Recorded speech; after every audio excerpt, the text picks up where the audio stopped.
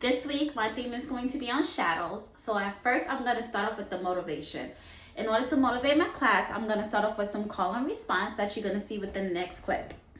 Okay, so for my call and response, the teacher is going to say hocus pocus, and the students are going to say everybody focus.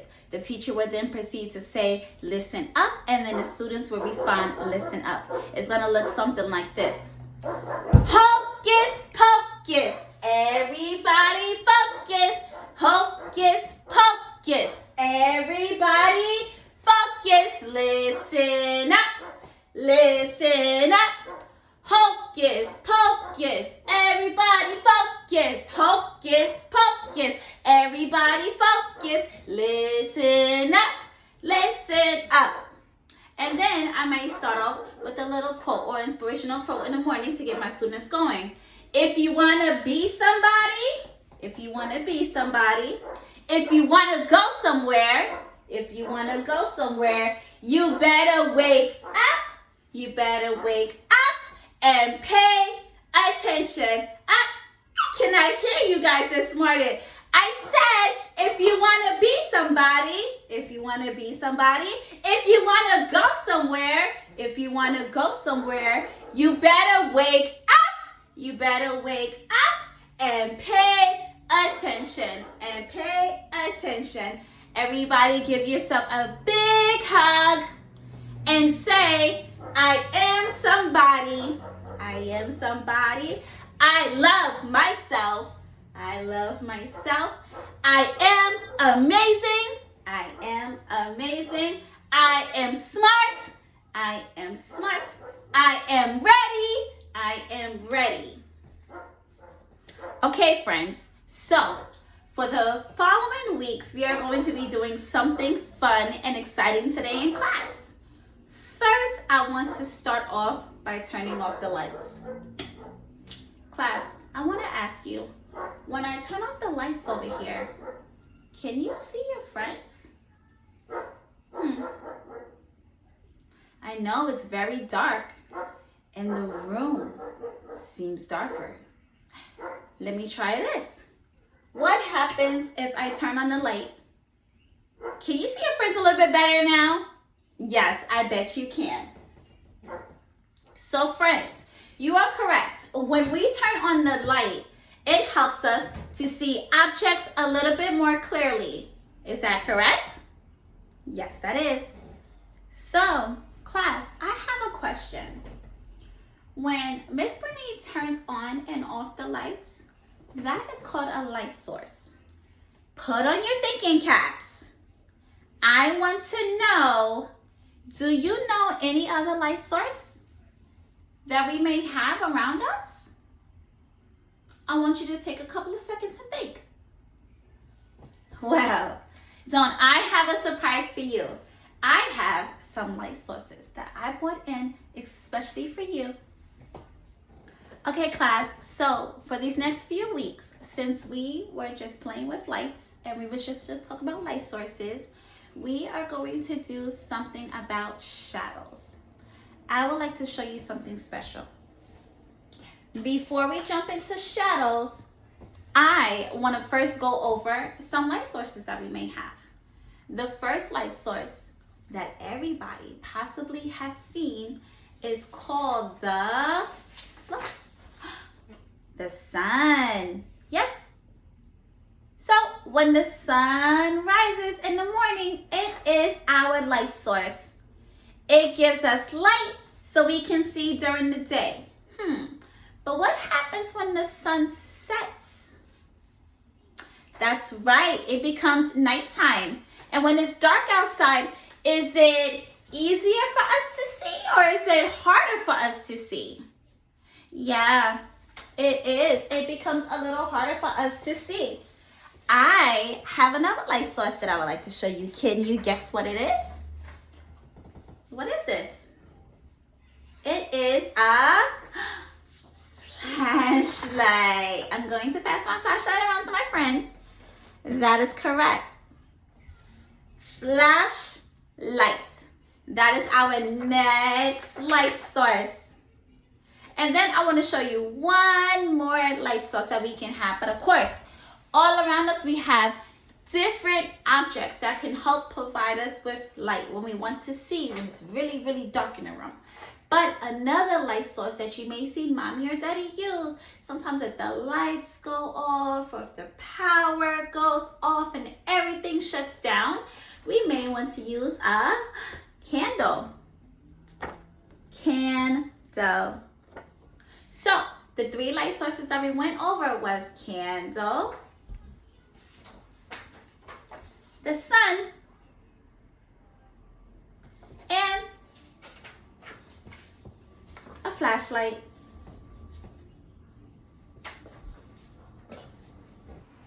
Okay, class. So the book we're going to be reading today is called Light, Shadows, Mirrors, and Rainbows by Natalie Rabinsky.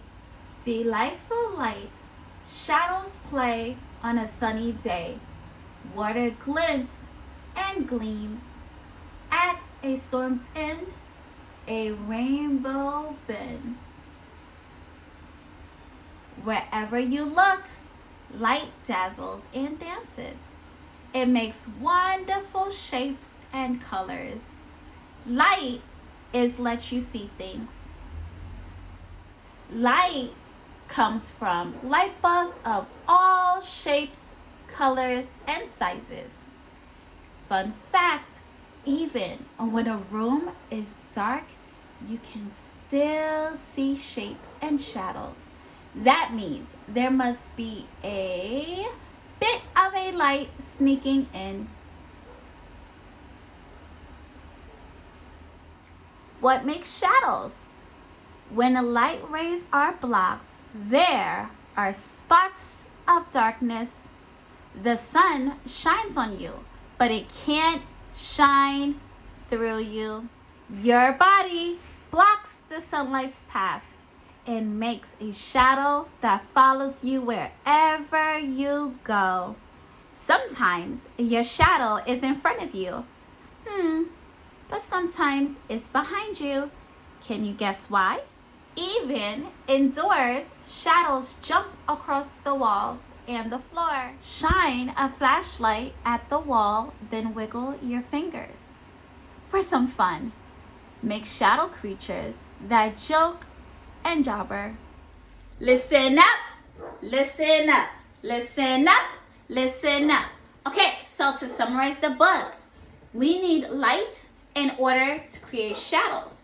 And in order for a shadow to happen, we first need a light source and then something in the middle to block that light source in order to create a, look, shadow.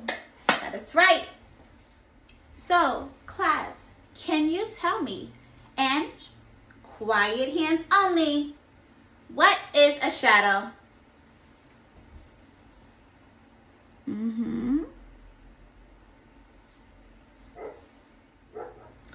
Class, now I have another question. If I was to move my hand from the light, where did the shadow go? I wonder what would I need in order to make the shadow reappear again. I wonder what I need. Now, I need you to put on your thinking caps for this one before we begin our super fun project. But I'm gonna trick you, because I don't know. I wonder if my class is too smart, Are you too smart for Miss Birdie? Let's see. Put your thinking caps on, thinking caps on, thinking caps on. Are you ready for the tricky question? Do you think my shadow will still show if I leave the light off and hold my hand up? Let's see. Class, you're right. There's no more shadow. I wonder why there's no more shadow. All right, class, you did so good, and I'm so proud of you with circle time. So just in a bit, we are going to divide into groups and do our little group project. So to summarize so everybody can understand, what do we need in order to create a shadow? That's right, Billy. We need a light source and we need an object. This object could be your hand. It can be a teddy bear. It could be your finger, a pen, whatever you want it to be. And we also need the lights off. Because if the lights are on, sometimes it is a little difficult to create a shadow or to see a shadow. But that doesn't mean that a shadow still does not show when it's light outside or if the light is on. It is still possible. Okay, class. 1, 2, 3. It's on me. 1, 2, 3. Eyes on me. I said 1, 2, 3. Eyes on me. 1, 2, 3. Eyes on me. Good job. Okay, now I'm going to divide you into separate groups, and I want 3 friends per group, okay? So, how are we going to do groups? I'm going to call numbers. Everybody who I give the number 1 to, you're going to go to group 1. Everybody that has number 2, you are going to go to group number 2. And if you have the number 3, you are going to go into group number 3. Are you ready? Ears up. Do you have your listenings on? Listen up, listen up, listen up. Listen up, listen up, listen up. Good job. 1, 2, 3. 1, 2, 3. 1, 2, 3. 1, 2, 3. All right, all my ones, come over here to the corner of the class. All my twos, I want to see you in the cozy area. All my threes, go to the cubby area. Okay, I want you to repeat after me. These are the rules. These are the rules. These are the rules. These are the rules. Step 1, right? Step 1, every group is going to have 2 sheets of big paper. One of the papers are going to be on the wall labeled number 1. The other paper is going to be on the floor labeled number 2. Okay, ears open for this one. Rule number 2. Rule number 2. There will be names assigned to each of you in the group. One person gets to be the light holder. The other person gets to be the model, and the other person gets to be the artist. Now listen closely. My model is going to choose an object. Remember, an object could be your hand, a pencil, a pen, a little teddy bear. Sorry, excuse me, class. And hold it in front of your sheet. My light provider is responsible for holding the light. My model is going to be in the middle, remember, between the paper and the light holder. And then I have my artist. My artist is going to outline on the paper, draw it, and copy what the shadow looks like. All right, friends, so after you do sheet number 1, your drawing should look something like this, okay? Where we held a light up and we are going to... For sheet number 2, we are going to be doing the same thing, except sheet number 2 is going to be on the floor. We are going to cast the light over the floor and put an object there in between it to see how big or how small we can get that object to be, as in the shadow. We're going to observe that shadow and then trace it. So as we are doing the shadow project, the teacher can play around with different ways on how we view shadows within the world or environment around us. The teacher can ask students to take 3 steps back and then observe your shadow, or take 3 steps forward and observe your shadow. We can then ask prompting questions like, what are the differences between the shadows from when I'm closer to the light source or from when I'm further away from the light source? Does this make my shadow bigger, or does it make it smaller?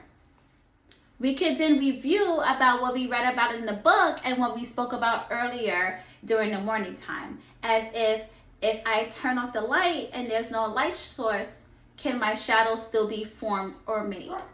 Or if there's a lot of light in the room and there is a whole bunch of light source, and then I stand in front of that light source, will my shadow still appear?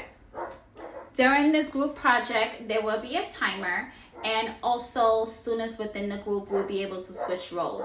So between the light source, the model, and the drawer, the artist, they will be able to rotate. Once everybody had their turn, then the activity will end for the day.